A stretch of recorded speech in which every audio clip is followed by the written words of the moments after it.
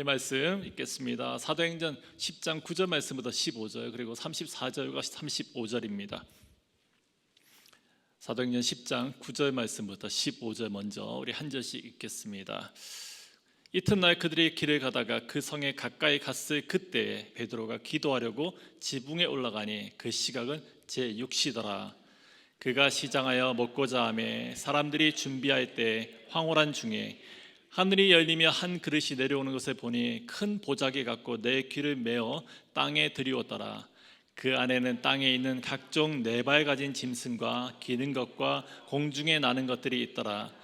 또 소리가 있으되 베드로야 일어나 잡아 먹으라 하거늘 베드로가 이르되 주여 그럴 수 없나이다. 속되고 깨끗이 하지 아니한 것을 내가 결코 먹지 아니하였나이다 한데 또 두 번째 소리가 있으되 하나님께서 깨끗하게 하신 것을 내가 속되다 하지 말라 하더라. 34절 베드로가 입을 열어 말하되 내가 참으로 하나님은 사람의 외모를 보지 아니하시고, 다 같이 읽습니다.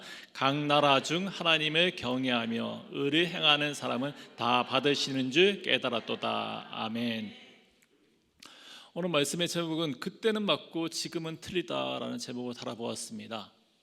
거꾸로 해도 상관이 없습니다. 그때는 틀리고 지금은 맞다. 굉장히 가변적인 그런 내용은 담고 있습니다. 그런 것들이 있지 않습니까? 우리가 이런 내용 때문에 참 시대에 따라서 많이 변하는 어떤 그런 것 때문에 세대 차이란 말도 나올 수가 있고요. 또 라떼라는 용어도 쓰더라고요. 그렇죠?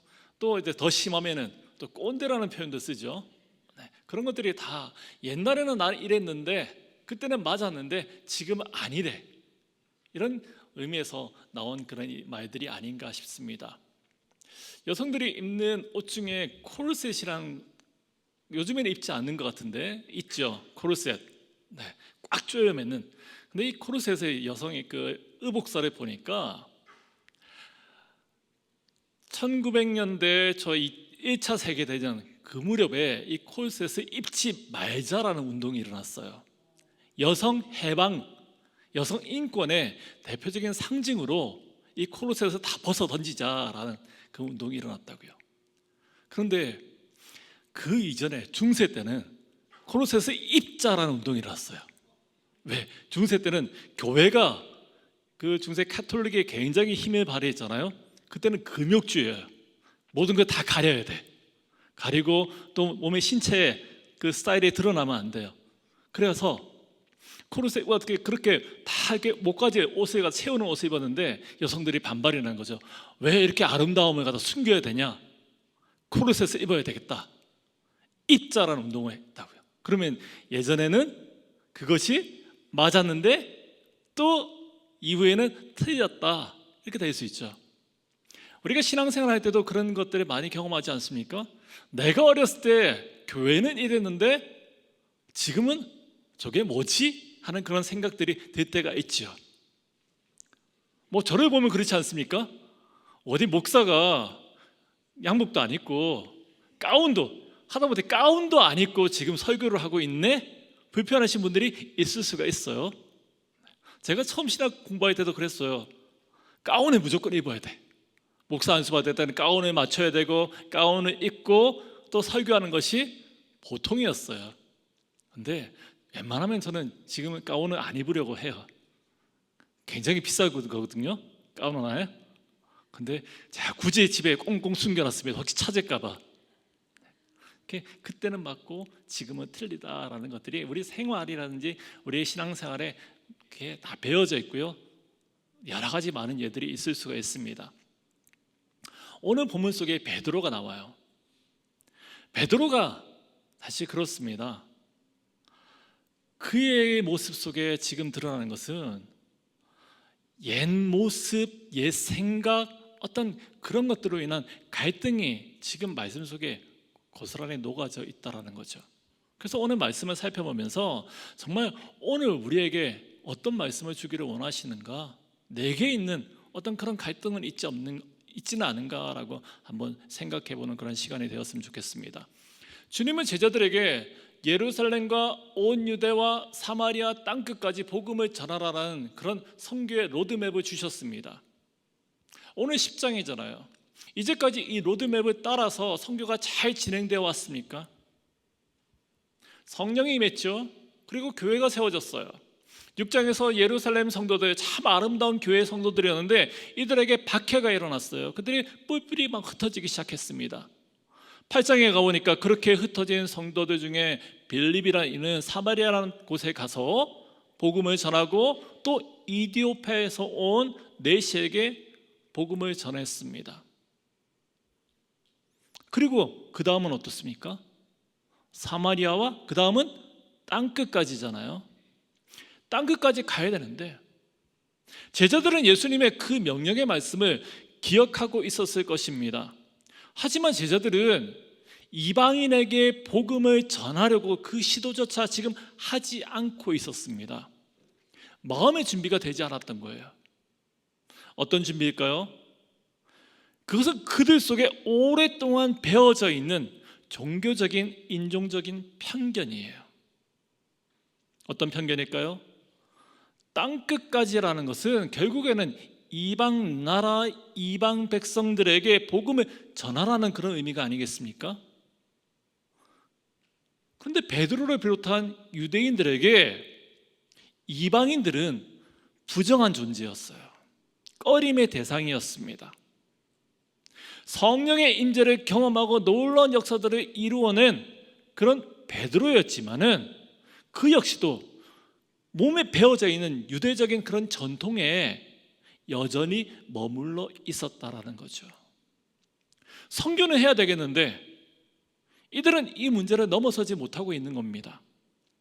어쩌면 일평생 예루살렘 주위만 맴돌면서 전도하는 것으로 그쳤을지 모르겠어요. 그런 그들의 문제를 하나님께서 깨어내신 거죠. 그들 스스로는 할 수 없는 그 벽들을, 그 장애들을 하나님께서 깨부셨다는 겁니다. 무엇을 위해서요? 복음을 위해서요. 전도의 일을 위해서요. 선교의 길을 확장시키기 위해서 베드로가 애쓴 것이 아니라 하나님께서 그 일을 행하셨다라는 것이 중요한 겁니다. 먼저 본문 1절 말씀 읽습니다. 가이사랴에 고넬료라는 사람이 있으니 이달리아 부대라는 군대 백부장이라. 말씀에서는 고넬료라는 사람을 소개하고 있는데 이 사람은 이달리아 부대의 백부장이라 그래요. 이달리아, 이태리죠. 로마 군대입니다. 로마 군대는 현재가 이 부대는, 여기서 말하는 부대는 한 600명 정도 되는 그런 인원의 병사들을 가지고 있는데 거기에 우두머리는 천부장이에요. 천부장 밑에 6명의 백부장이 있습니다. 6개의 그룹으로 나눠지겠죠. 그러면 거기에 한 명이 바로 오늘 고넬료라는 거죠. 굉장히 높은 위치에 있는 사람입니다. 로마 사람입니다.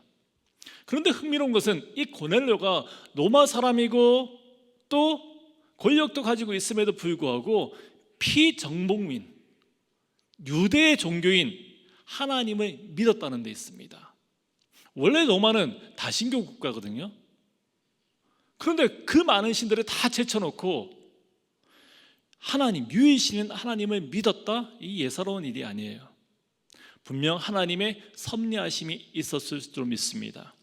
게다가 그는 유대인이 아니었음에도 불구하고 하나님을 경외하면서 유대인보다 더 열심히 구제하고 진심으로 기도를 하였던 그런 사람이었습니다. 어느 날 고넬료가 그렇게 기도하는 중에 환상을 봅니다. 4절 5절 말씀 보니까 내 기도와 구제가 하나님 앞에 상달되어 기억하신 바가 되었으니 내가 지금 사람들을 욥바에 보내어 베드로라는 시몬을 청하라. 환상 중에 천사가 고넬료에게 말을 합니다.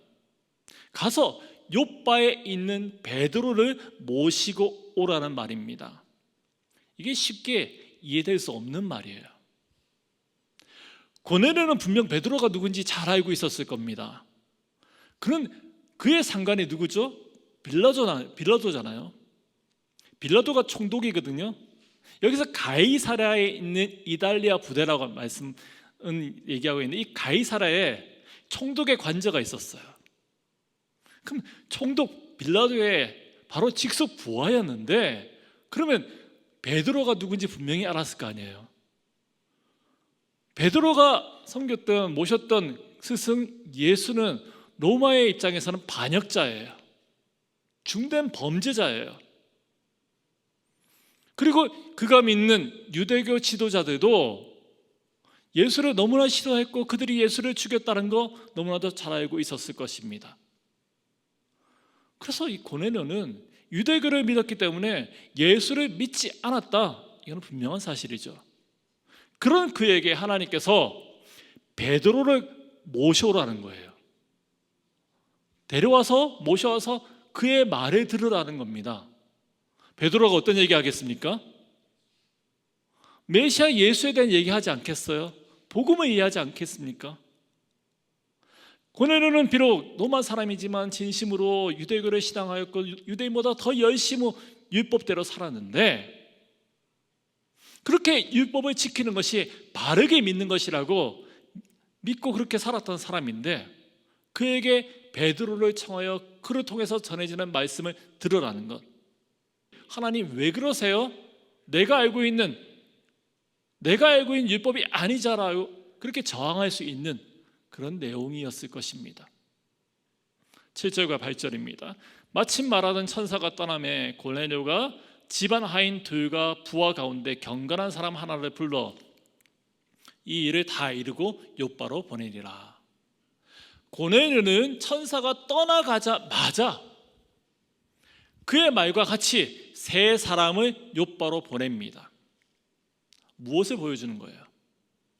자신이 그동안 지켜왔던 율법과 지금 말씀하시는 하나님과 그 사이에 갈등하지 않는 겁니다.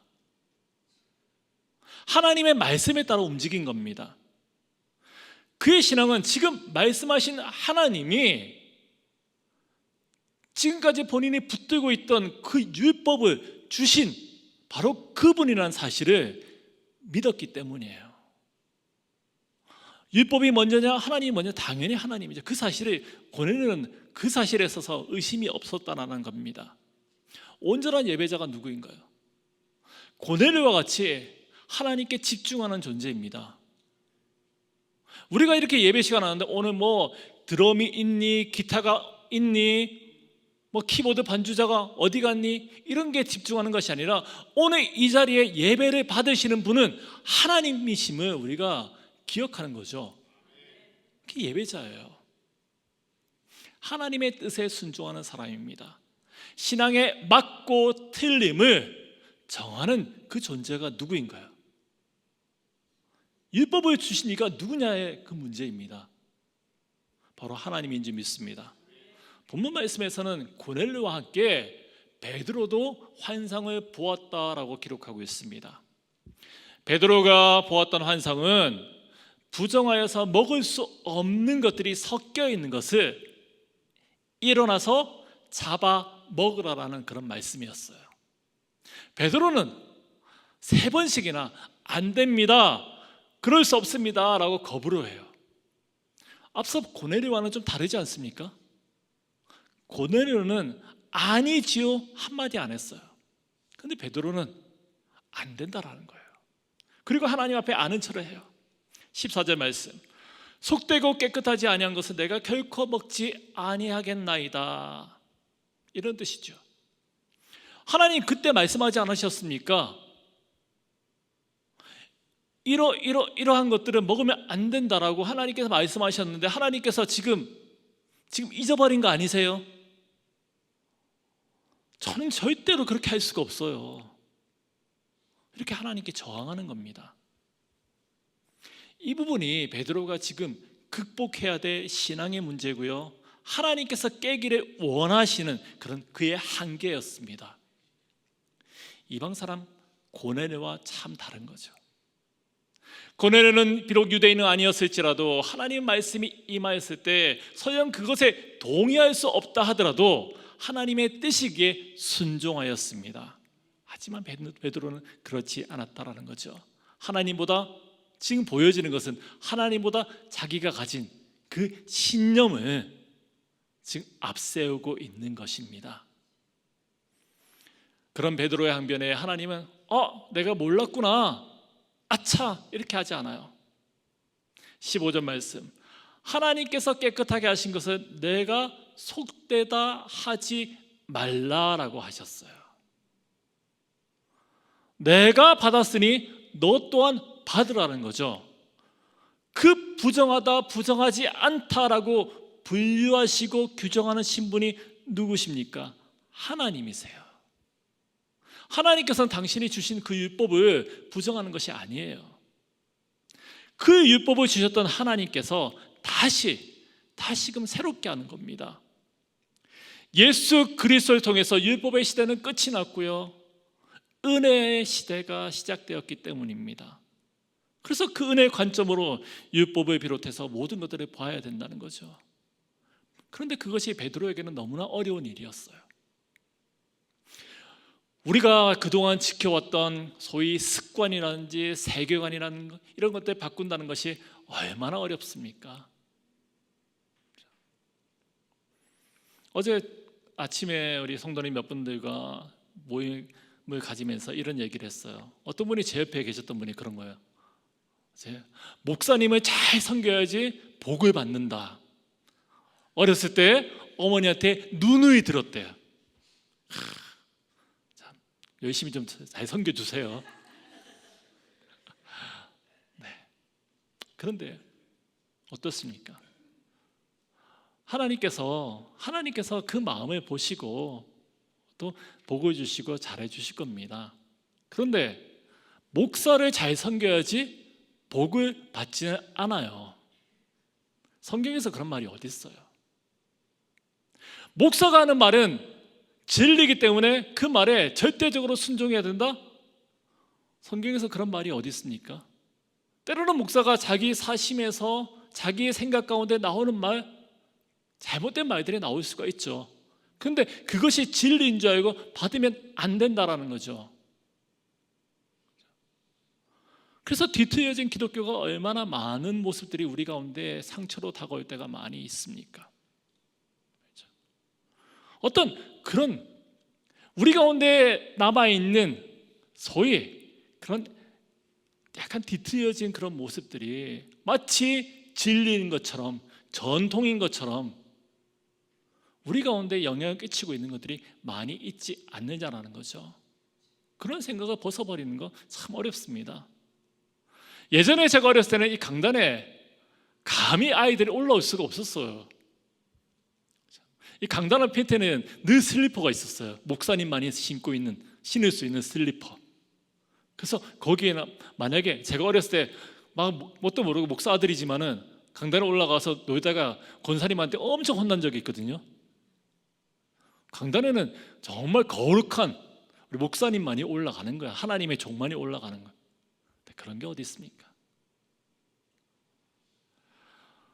어찌될 간에 주님이 괜찮다고 하는데, 하나님이 지금 괜찮다라고 하는데 베드로는 지금 아니다라고 고집 부리고 있는 것이 아닙니까? 여러분 가만히 보니까 율법에 지금 베드로는 목을 메고 있어요. 그런데 그의 행동이 앞뒤가 맞지 않습니다. 지난 시간에 말씀드렸던 것처럼 베드로는 무두장이 가죽을 다루는 시몬의 집에 머물고 있는 상태예요. 가죽을 다루는 사람은 부정한 사람입니다. 시체에서 가죽을 벗겨내기 때문에 그 일을 하는 사람, 이 직업을 가진 사람은 참으로 부정한 사람인데, 부정한 것을 만지면은, 가까이 하면은 부정이 전염돼요. 그럼 베드로는 지금 어떤 사람입니까? 어떤 상태죠? 부정한 상태예요. 이미 오염이 된 상태입니다. 그럼에도 불구하고 그는 그것이 전혀 문제가 되지 않았어요. 왜 그랬을까? 가만히 생각해 보니까 이 무두장이가 유대인이거든요. 예수님을 이 사람도 영접했으니까 유대인이라서 아무 문제가 되지 않았어요. 하지만 그가 가지고 있는 민족적인 어떤 편견들이 이방인들을 향한 선교에 방해가 된다는 거죠. 그런 베드로에게 하나님께서 직접 나선 것입니다. 하나님께서는 그의 고정관념을 바꾸려고 하셨습니다. 하나님은 베드로에게 분명하게 내가 깨끗하다 하면 깨끗한 거고, 내가 깨끗하게 한 것을 사람이 더럽다라고 할 수 없다라고 말씀하고 있는 거예요. 베드로의 그 편견, 그 관습, 그가 여전히 품고 있는 그 생각들을 하나님께서는 지금 깨트리려고 하고 있는 겁니다. 그 한계를 넘어서야지 나아갈 수 있으니까요. 땅끝까지 복음을 전할 수 있는 것이니까요. 그 일을 이룰 수 있기 때문에요. 우리에게도 분명 한계가 있을 것입니다. 그 한계를 넘어서야 돼요. 그런데 중요한 것은 이 한계는 누가 깨신다고요? 하나님께서 깨시는 거예요. 베드로는 이 같은 것을 3번이나 들었습니다. 그러면서 진지하게 고민하였을 거예요. 그런데 베드로의 그런 고민, 이방 사람 고넬료가 보낸 사람들을 만나보고 한순간에 해결이 되었습니다. 주님의 뜻을 깨달았어요. 예수님께서 깨끗하게 하신 것을 자신이 부정하다 할 수 없구나. 다시 말해서 내가 누군가를 판단할 수 없는 거구나. 무엇보다도 예수 그리스도의 복음은 나를 비롯한 유대인들만에게 주어진 것이 아니다라는 사실을 그는 그 순간에 깨달았다는 겁니다. 우리 역시도 베드로처럼 어떤 한계와 어떤 습관들이 분명히 있을 거예요.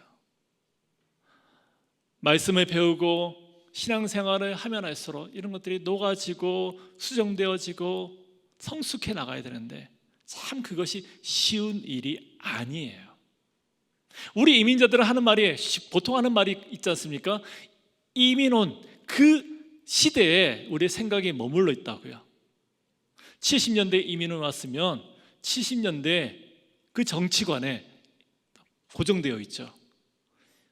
90년대, 2000년대 각기 그 생각하는 그 정치에 대한, 세계에 대한 생각이 달라요. 우리는 그거 잘 알지 않습니까? 근데 그것을 깨는 것이 정말 어려운 일입니다. 거의 불가능에 가깝다라고 할 수 있지 않겠어요? 특별히 신앙생활에서는 하나님의 개입이 필요합니다. 하나님의 역사가 아니고는요, 굳어진 생각과 습관들에서 우리 스스로가 자유할 수 없기 때문입니다. 우리의 고집스러움이 무엇입니까?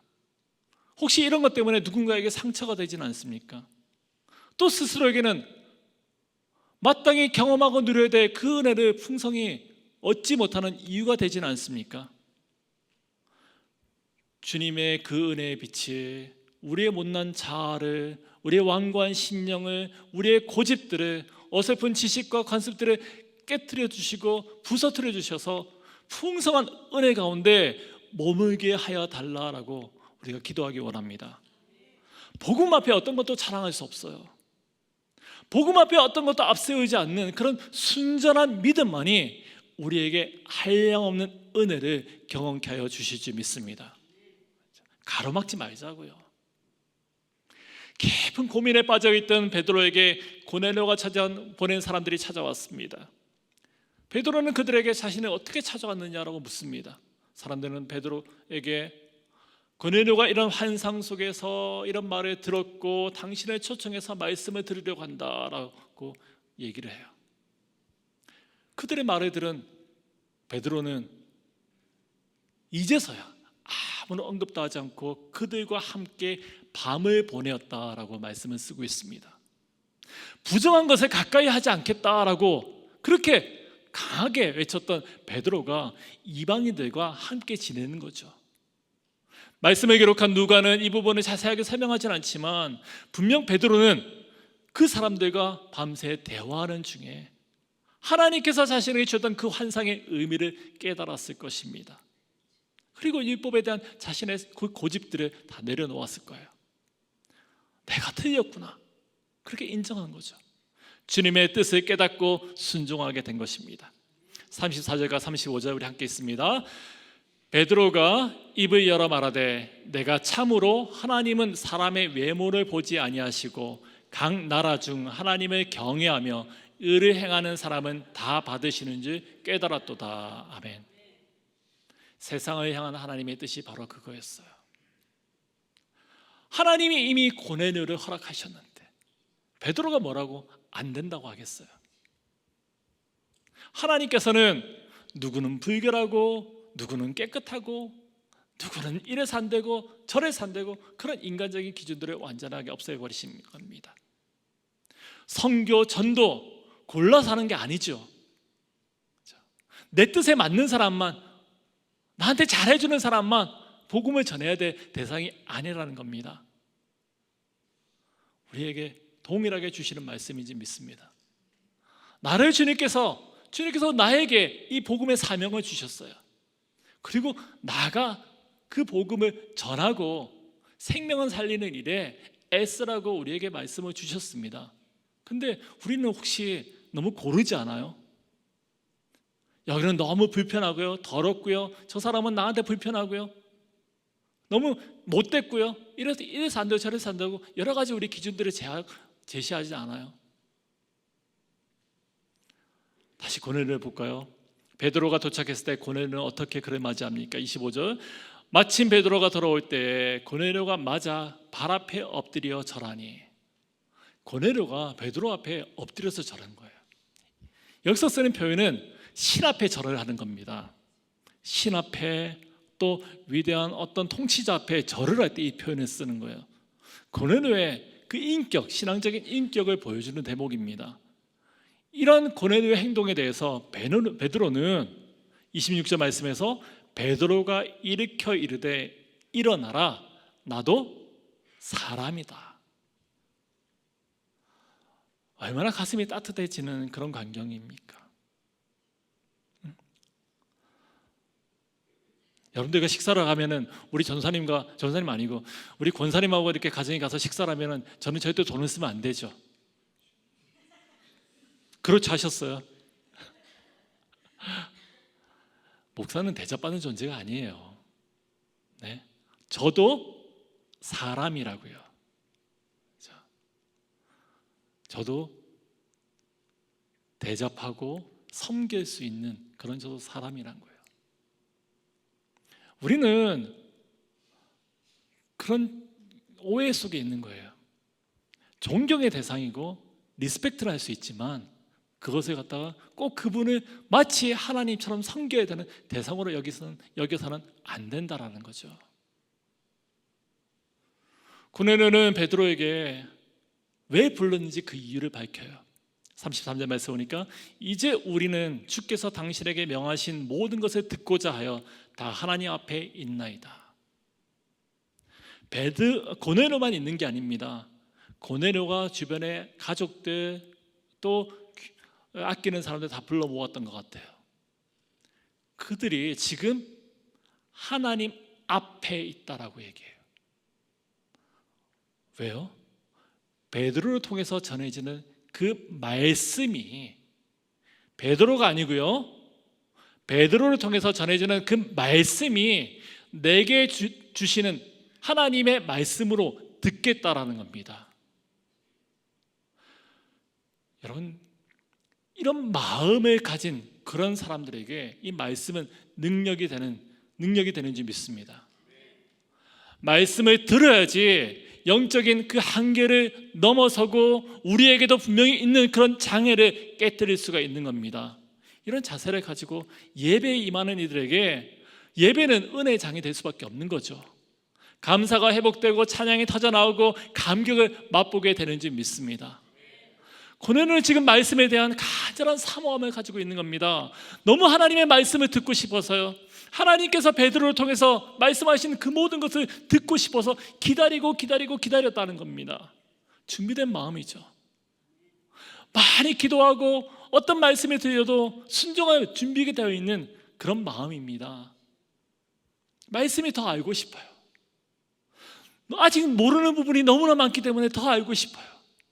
내 신분은 로마 사람이고 백부장이지만, 그리고 많은 부하들을 거느리고 있지만 나는 복음에 대해서 모르는 자입니다. 그리고 무릎을 꿇었던 거죠. 하나님을 더 알고 싶어서요. 예수 그리스도가 누군지 너무나 알고 싶어서요.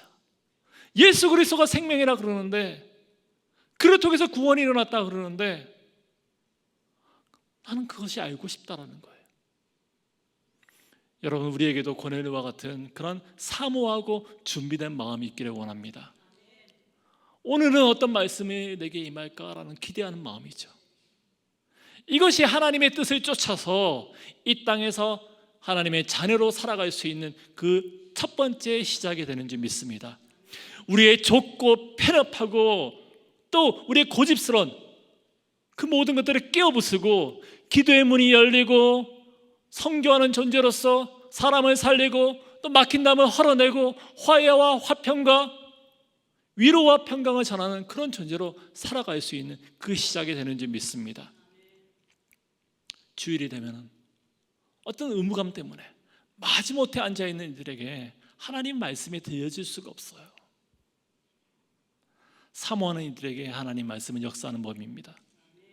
이렇게 설교하는 목사가 말을 잘하기 때문에 그래서 은혜가 있는 게 아니에요. 제가 무슨 능력이 있어서 말씀을 잘 전하는 게 아니죠. 제 능력이 아니에요. 통해서 나오는 선포하는 그 말씀이 능력이 되는 줄 믿습니다.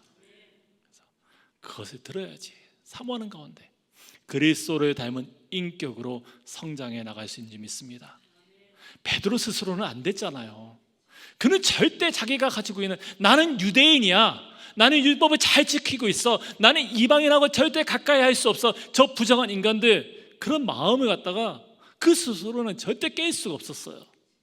하나님의 말씀이 임하였을 때 그는 녹아지고 부서지고 깨어질 수 있었던 거죠. 그의 한계를 극복할 수 있었던 거죠. 여러분들이 정말 성숙하고 성장하는 믿음을 가지기를 원하십니까? 다른 누군가 경험하고 있는 그 은혜의 그 고백들을 나의 고백이 되기를 원하십니까? 하나님 말씀을 들어야 돼요. 참 너무나 감사했어요. 이렇게 많은 성도님들이 성경을 쓰려고 애쓰고요, 그 말씀을 쓰는 가운데 저는 혹여나 두려웠어요. 이렇게 힘든 걸 시켰을까? 혹시 피드백이 안 좋을까? 근데 들려오는 얘기가 너무나 감사한 표현밖에 없는 거예요. 그만큼 우리 교회가 참 성숙한 교회구나. 너무나 감사했다고요. 말씀을 쓰면서 하나님 말씀 듣는 거죠. 읽는 거죠. 그것을 나의 것으로 품는 거죠. 그런 가운데 우리는 하나님께서 우리를 자라게 하여 주실 줄 믿습니다. 정말 저와 여러분들에게 말씀에 대해서, 예배에 대해서, 찬양에 대해서 그런 사모함들이 회복되기를 주의 이름으로 축원합니다. 정말 요즘 시대는 많은 말씀의 홍수 속에 살고 있어요. 많은 찬양들이 있어요. 그런데 그 모든 것들이 우리를 둘러싸고 있다 할지라도 나의 속사람이 은혜로 충만하지 않으면 그것은 다 외식이에요. 무의미한 일이에요. 내가 차를 타고 가면서 찬양을 그냥 틀어놨다고 해가지고 내가 은혜가 충만한 게 아니죠. 그 찬양이 나의 고백이 되어야 되는 거예요. 그러므로 우리 모두가 고넬료가 가졌던 그런 사모하는 마음이 회복되기를 원합니다. 말씀을 정리하겠습니다. 우리에게 들려지는 말씀을 묵상하고 치열하게 고민하기 원합니다. 우리의 생각 가운데 틀리다, 맞지 않다 하는 모든 것들이 말씀의 눈으로 점검해 보는 거예요. 틀릴 수도 있고 맞을 수도 있어요. 근데 그 기준은 특별히 우리 신앙생활에서, 교회 생활에서 모든 기준은 하나님이 되어야 할 줄로 믿습니다. 나의 그동안의 신앙생활을 하였던 그 역사가 기준이 되어서는 안 돼요. 다른 교회가 어떻게 했다, 그것이 나의 판단의 모든 기준이 되어서는 안 돼요. 모든 기준은 하나님의 말씀이 되어야 될 줄 믿습니다. 정말 그런 고민 속에 말씀으로 충만하여지는 그런 축복을 누리기를 간절히 소망합니다. 그래서 말씀의 능력으로 나의 심령 골수가 쪼개어지고 다시 새롭게 되는 그런 성숙한 그리스도인 되기를 간절히 소망합니다. 그리고 고넬료와 같이 말씀에 대한 사모하는 열심, 간절히 구하는 자에게 하나님은 부어주시는 거예요. 찾고 찾는 이에게 하나님께서 만져주시고 위로해주시고 경험케 하여 주실 줄 믿습니다. 그렇게 말씀에 굴복하는 바로 그 자리는 하나님이 말씀하시고 하나님이 일하시는 자리인 줄 믿습니다. 놀라운 하나님의 역사가 일어나는 그런 감격과 기쁨이 그렇게 회복이 되는 바로 현장이 되어질 줄 믿습니다. 기도하겠습니다.